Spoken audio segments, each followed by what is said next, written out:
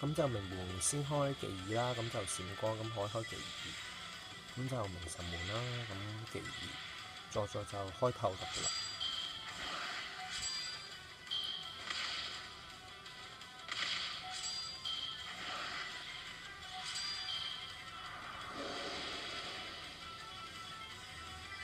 基本上咧，九明開咗閃光之後咧，海就可以直接走去打柱彈嘅，咁就係啦，飛過去打。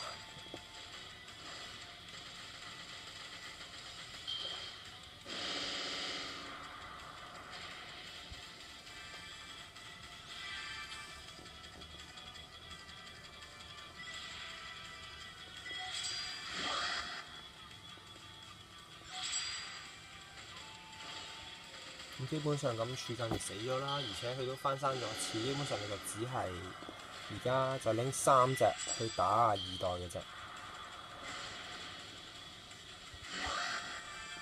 咁就搏佢如果辣到啦，咁再打都幾痛嘅。咁基本上兩隻海咧就喐唔到噶啦，由得佢死都 OK 嘅啦。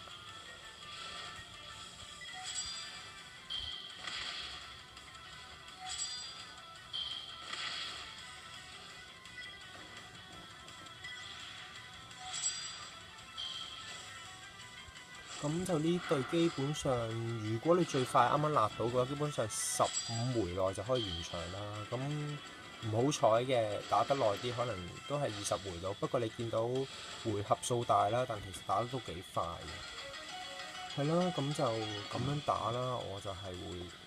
咁當然呢隊係豪華啲啦。咁如果你哋有呢啲角色嘅話，咁都可以咁樣打嘅。咁就今次打咗17回，係啦。好啦，咁加油啦！